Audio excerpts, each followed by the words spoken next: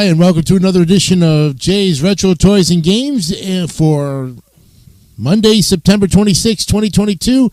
It's episode 28 coming at you. We're in our second season, as you probably know, and we're hoping you had a great weekend. Sorry we had to we're redoing episode number 28 over again because we realized that we didn't give you enough information, actually. So, we're going to start it by looking at this toy line that we're looking at over the next 3 days.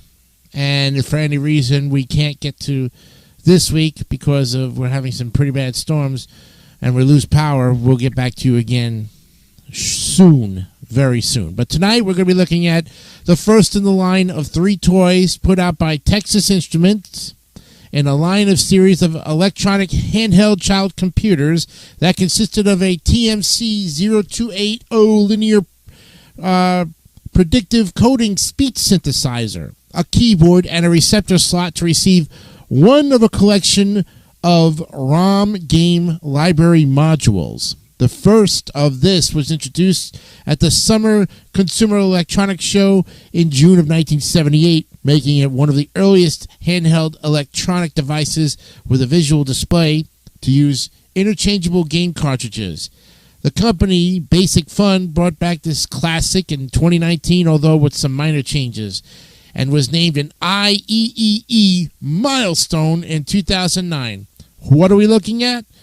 We're looking at Speak and Spell tonight on Jay's Retro Toys and Games.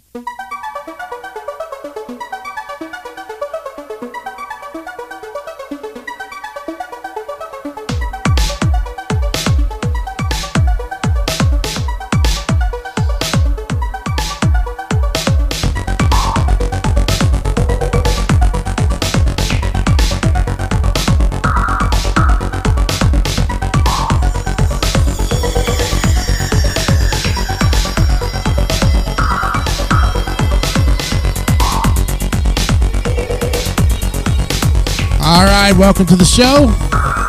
Hope you had a great weekend. I know I did. And this weekend is going to be this week is going to be filled with great toys, and we're looking at one of them right now. And the first of 3 toys in this week's series: Speak and Spell today, Speak and Read hopefully on Wednesday, and Speak and Math on Friday. 3 toys that all from the Texas Instruments collection. But right now, the Speak and Spell was created by a small team of engineers led by Paul Breedlove, himself an engineer with Texas Instruments during the late 70s.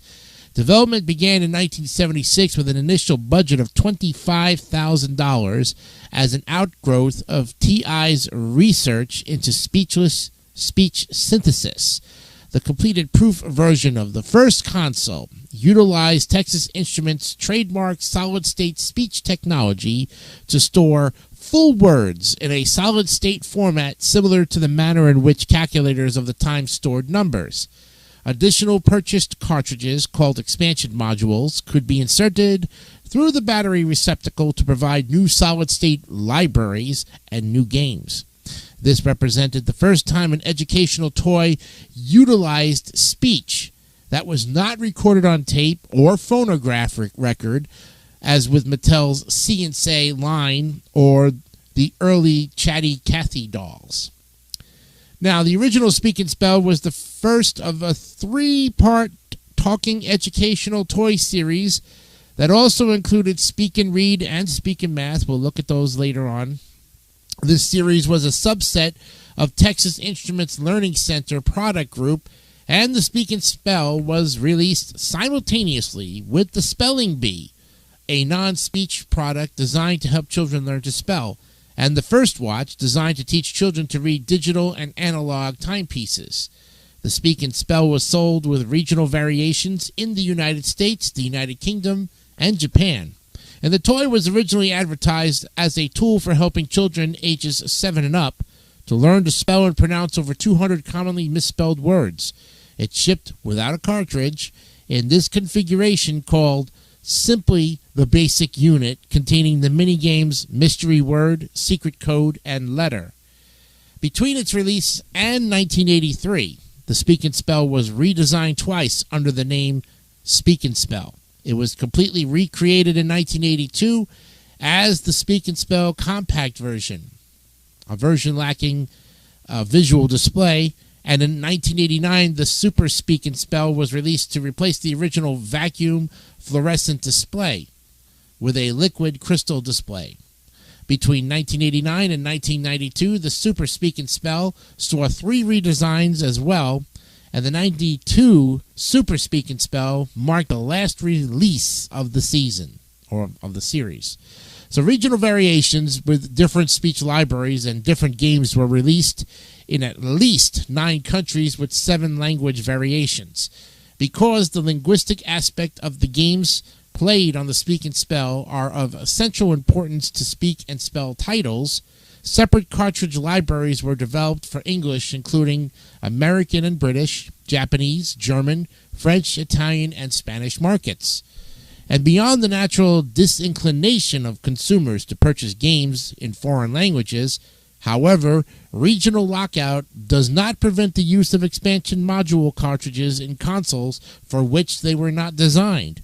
So since the layout of foreign editions is nearly identical, the only major differences being graphics, color, and placement of power head and headset jacks, and the cartridges lacked a lockout, cartridges often bore instructions in multiple languages despite their designation for consumer groups that might not understand the language.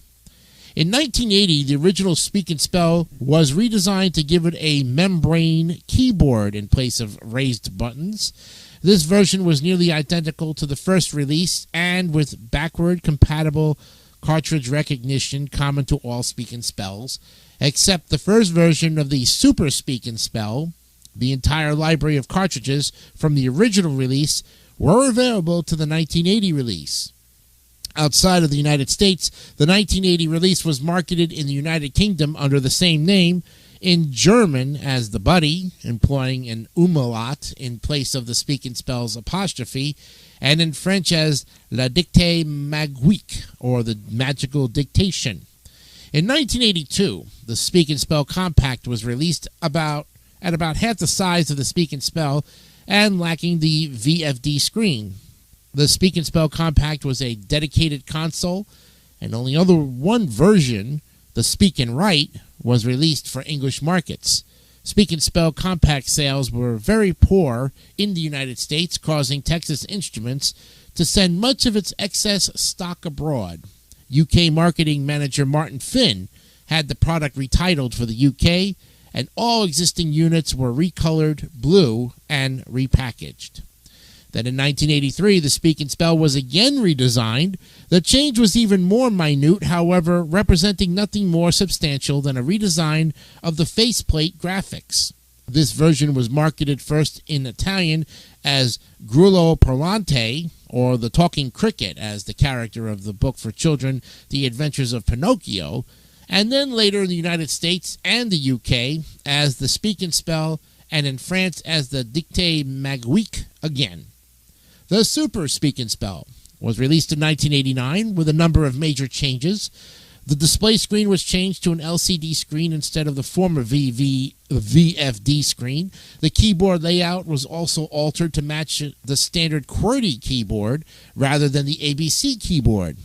And the general structure of the console was also altered so that the handle, which had come at the top of the screen in prior Speak and Spells, was now found on the bottom of the toy, and ergonomic features were added to the shape. Furthermore, game cartridges for the Super Speak and Spell were changed so that they were incompatible with prior Speak and Spells, and the cartridge slot was similarly altered to prevent backward compatibility. The following year, the Super Speak and Spell was again majorly redesigned to return to a considerable degree to its prior Speak and Spell form, and this version readopted the handle-on-top look of the previous models and resumed the use of the original cartridges. The use of the LCD screen and the QWERTY keyboard were retained. However, the keyboard gained an additional 5 letters, 6 in some regions, to correspond with letters requiring diacritics.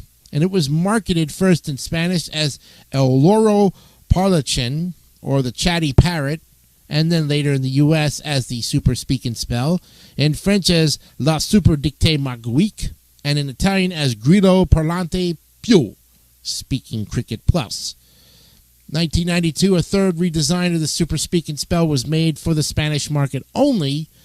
This new version was nearly identical to the El Loro Parlachin save for the name, which became El Loro Professor, or Professor Parrot.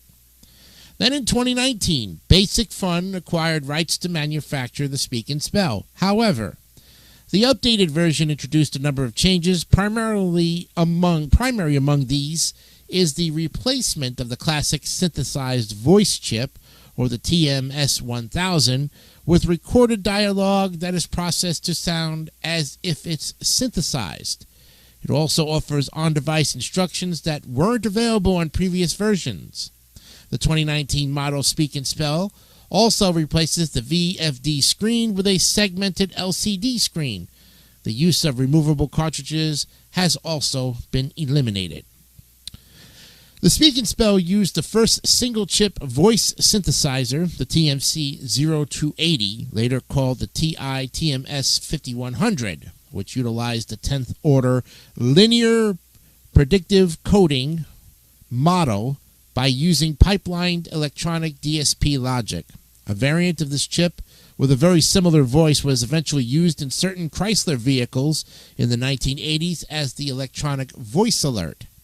Speech synthesis data, phenom data, for the spoken words were stored on a pair of 128 K-bit metal gate PMOS ROMs.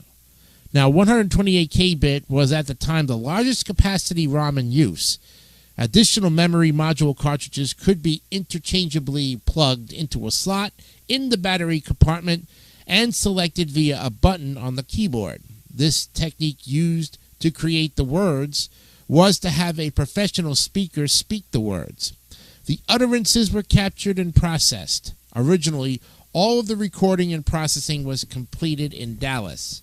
And by 1982, when the British, French, Italian, and German versions were being developed, the original voices were recorded in the TI facility near Nice in France, and these full bit rate digital recordings were sent to Dallas for processing using a mini computer.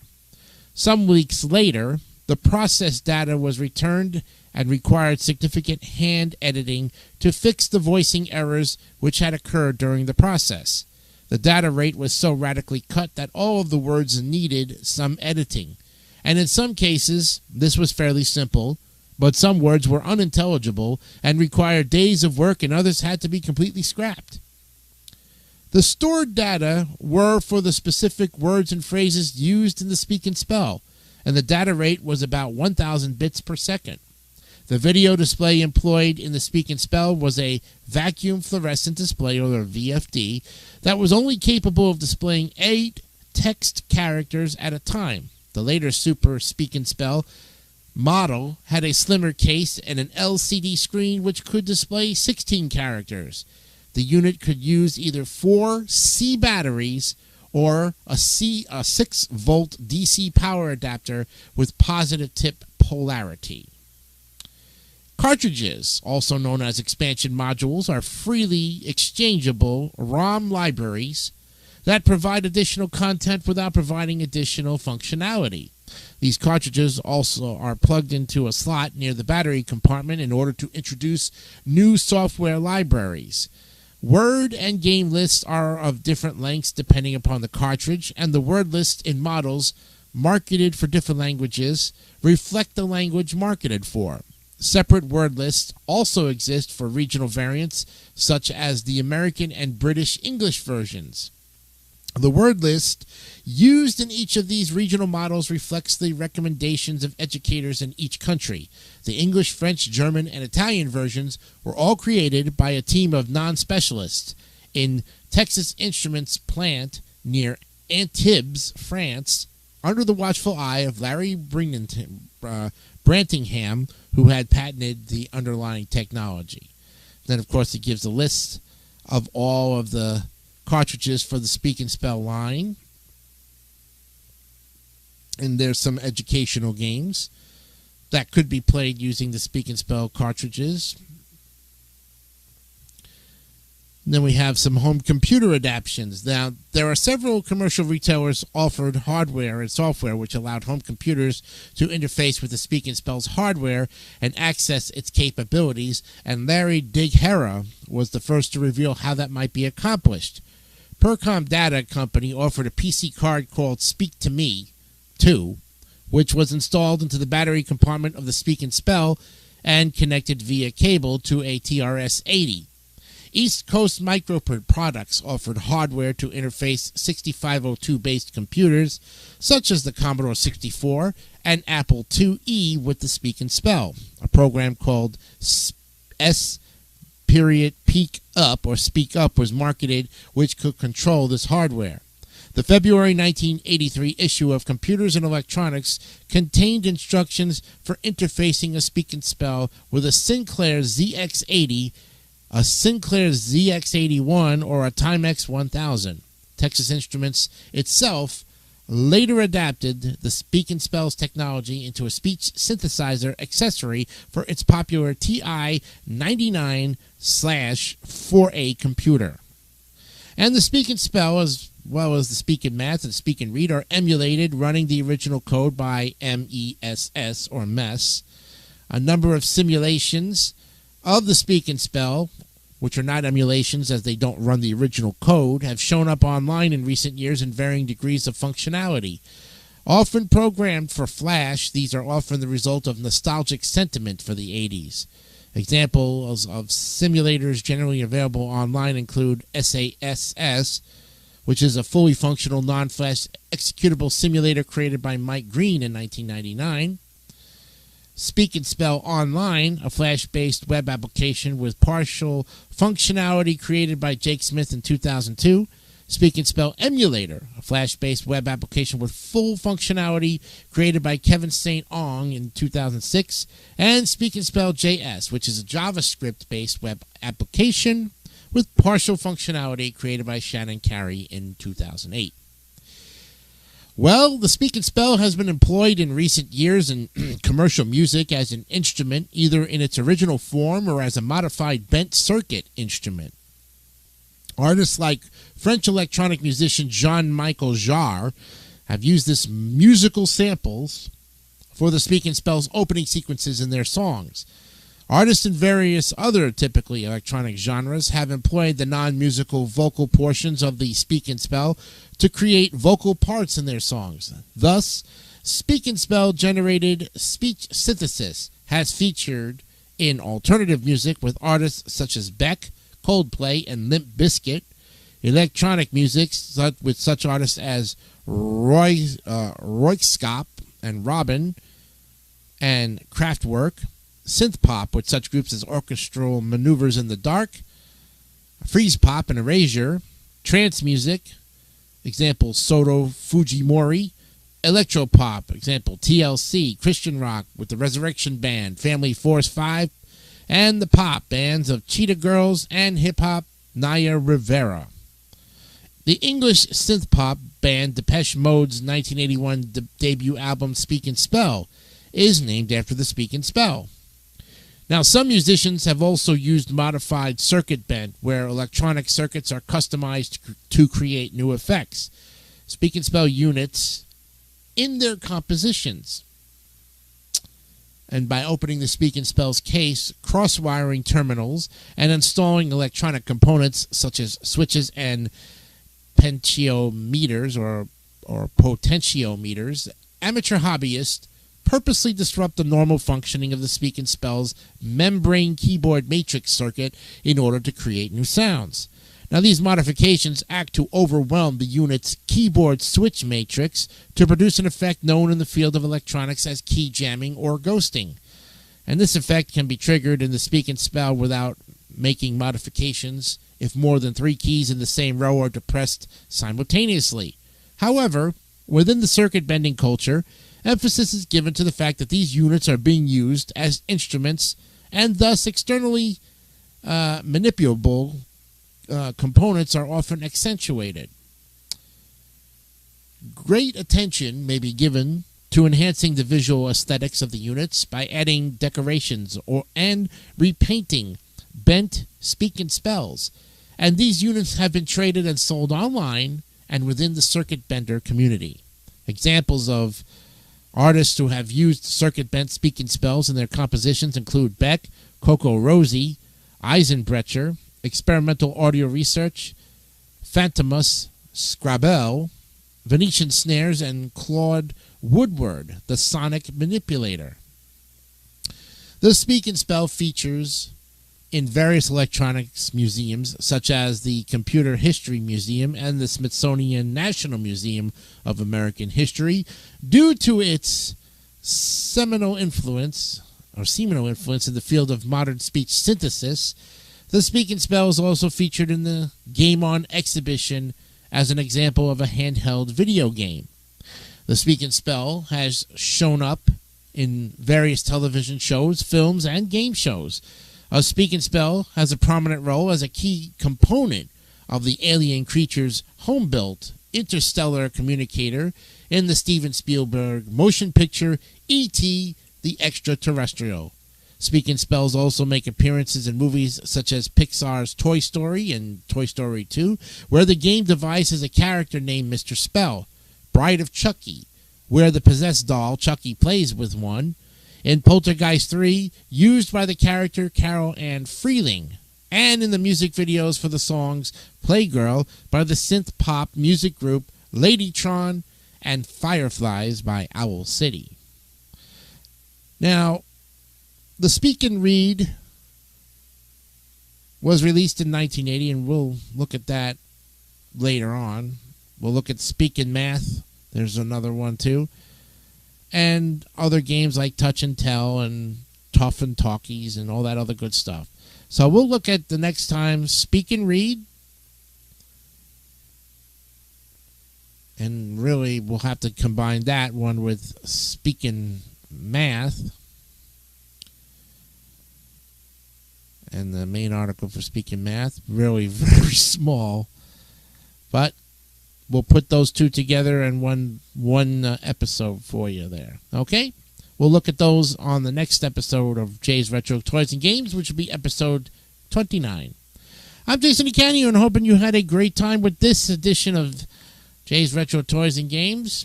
Remember, always to be honest, be real, and keep it simple, stupid. Kiss.